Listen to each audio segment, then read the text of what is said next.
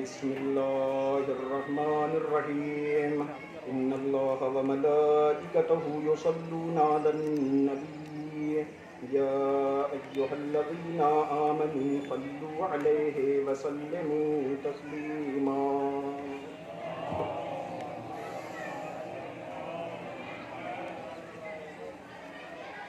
عزاداران امام حسین، آج کی تاریخ کی مناسبت سے میرا دل چاہتا ہے کہ میں امام حسن علیہ السلام کے اس یتیم فرزند جناب قاسم کے مصائب بیان کروں تاکہ آپ لوگ جناب ام فروا کو ان کے فرزند جناب قاسم کا پرسہ دیں۔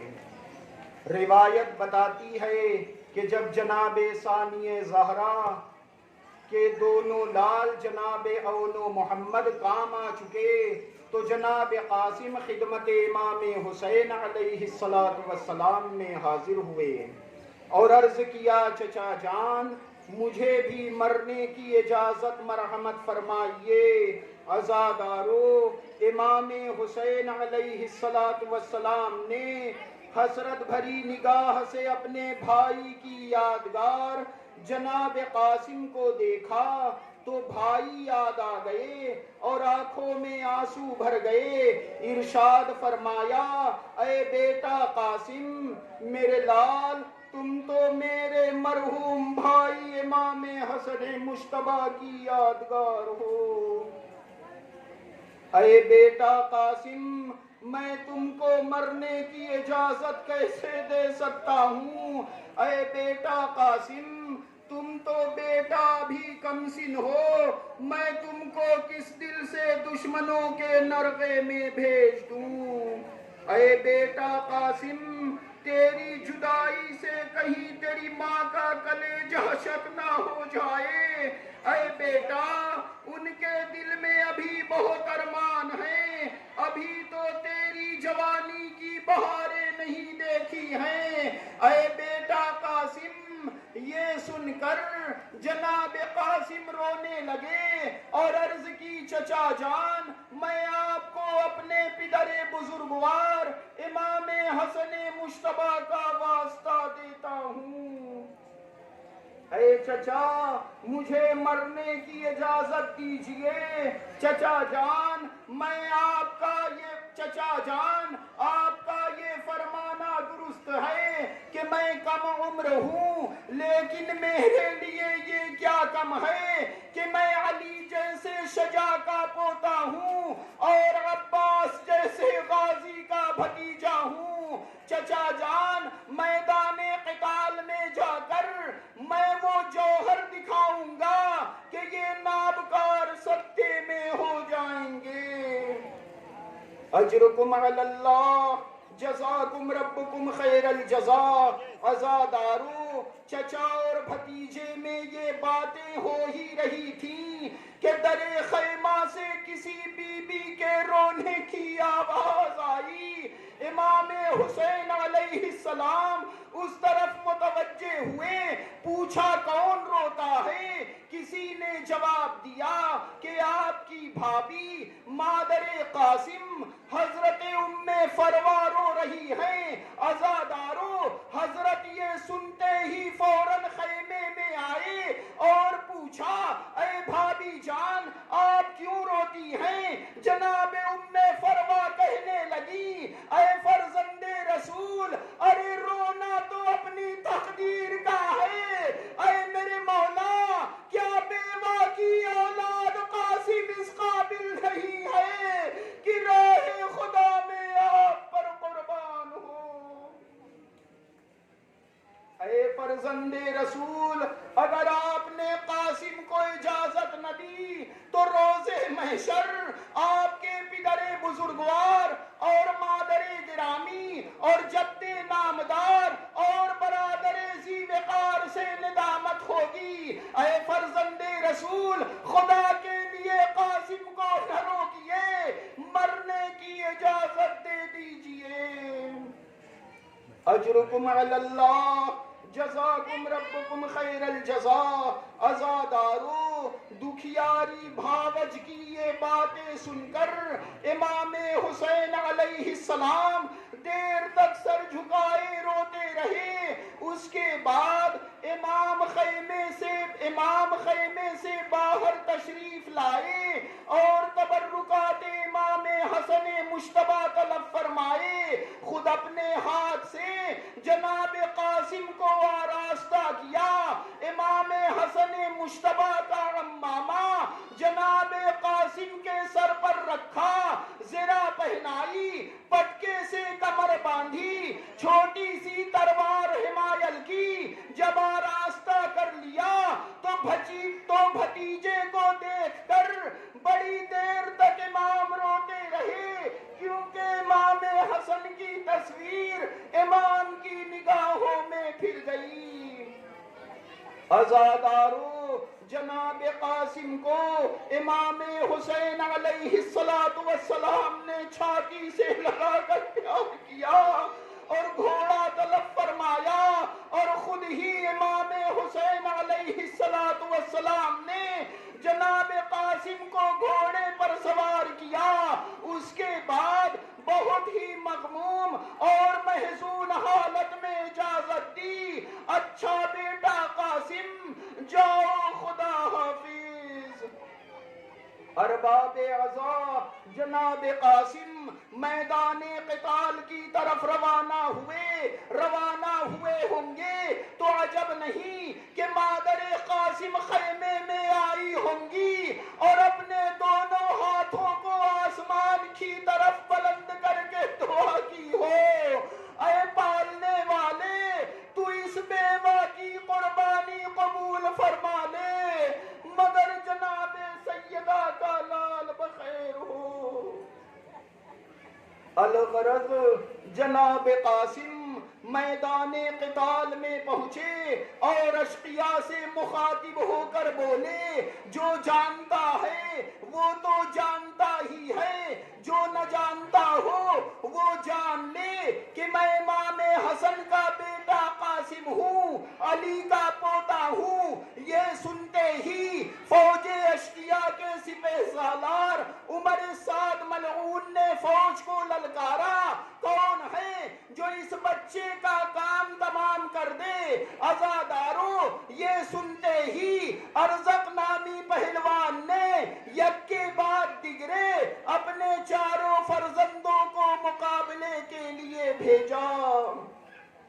شیر دل قاسم نے اس کے چاروں فرزندوں کو تہہ تیغ کیا. اس کے بعد وہ خود بھی بچے کے مقابلے کے لیے آیا، اس کو بھی جناب قاسم نے واصل جہنم کیا. عزاداروں، تاریخ بتاتی ہے کہ ابھی 42 دشمنوں کو واصل جہنم کیا تو پسر سعد نے جب دیکھا کوئی سپاہی حضرت قاسم پر غالب نہیں آتا اور ارزق جیسا پہلوان بھی اس بچے سے نہ بچ سکا، تو اس نے تمام فوجی سپاہیوں کو ڈانٹا اور آواز دی، اس جوان سے ایک ایک کر کے نہ لڑو بلکہ چاروں طرف سے گھیر کر اس بچے کا کام تمام کر دو. عزاداروں، یہ سنتے ہی ہزاروں نابکار چاروں طرف سے اس بھوکے پیاسے پر ٹوٹ پڑے، تیروں تبر کے مار ہونے لگے. وہ سب سیر و سیراب، یہ تنے تنہا مجاہد بھوکا پیاسا آخر کیا کرتا جب زخموں سے چور چور ہو گئے اور گھوڑے پر نہ سنبھل سکے تو آواز دی، یا اماں ہو ادرکنی، اے چچا جان آئیے اور مدد کیجئے میری. عزادارو، یہ سنتے ہی امام کی آنکھوں تک چہرہ چھا گیا.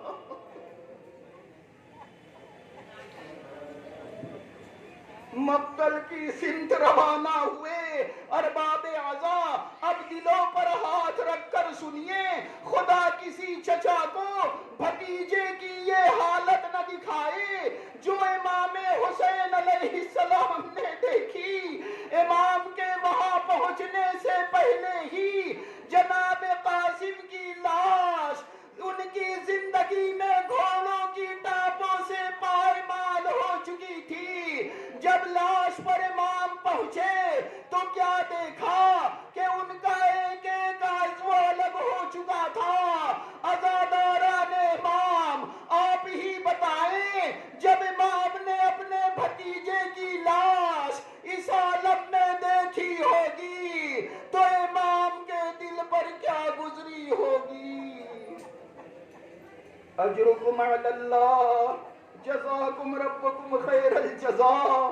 عزادارو، اس کو کون بتا سکتا ہے؟ بھتیجا بھی وہ بھتیجا جو شہید ظلم و جور ہوا، مسموم بھائی کی یادگار تھا.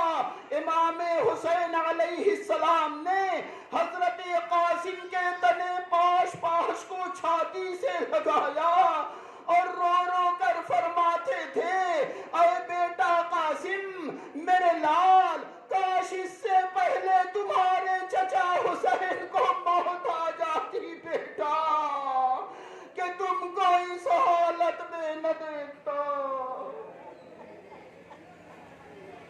اجرکم علی اللہ، جزاکم ربکم خیر الجزا. عزادارو، امام نے کہا، اے بیٹا قاسم، اس عالم غربت میں تم بھی اپنے چچا کو چھوڑ کر چل بسے بیٹا.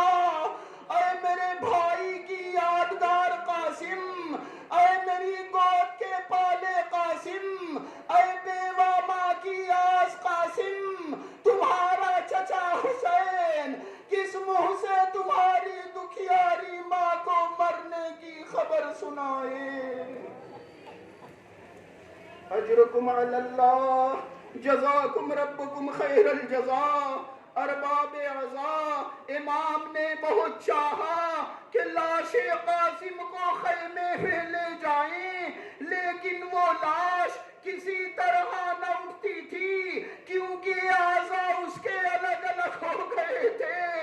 جس طرح ممکن ہو سکا، علی اکبر و عباس و قاسم و امام حسین علیہ السلام نے جس میں پاش پاش کو اٹھایا اور روتے ہوئے لاش کو خیمے تک لائے. ارباب عزا، کس دل سے بیان کروں، جب لاش خیمے میں آئی تو اہل حرم کے دل پر کیا گزری. خدا کسی نوجوان کی لاش اس کی ماں کو اس طرح نہ دکھائے جس طرح حضرت قاسم کی لاش ان کی ماں جناب ام فروا نے دیکھی. لاش جیسے ہی خیمے میں پہنچی، ایک کوہرام برپا ہو گیا. ہر طرف وا قاسمہ کی صدائیں بلند ہونے لگی. ماں کے دردناک بین سے زمین و آسمان ہل رہے تھے. جب ماں نے لاش کو دیکھا تو عجب نہیں کہا ہو، اے بیٹا قاسم، میرے لال، تم کیا گہری نیند سو رہے ہو بیٹا، کہ دکھیا ماں تم کو پکار رہی ہے اور تم چونکتے نہیں ہو بیٹا. آہ میں کربلا میں لٹ گئی قاسم، آہ میرے چاند قاسم، تجھ کو کس کی نظر کھا گئی بیٹا. کاش میں مر جاتی اور تجھے پامال سمے اسپا نہ دیکھتی. اللہ لعنت اللہ علی القوم الظالمین.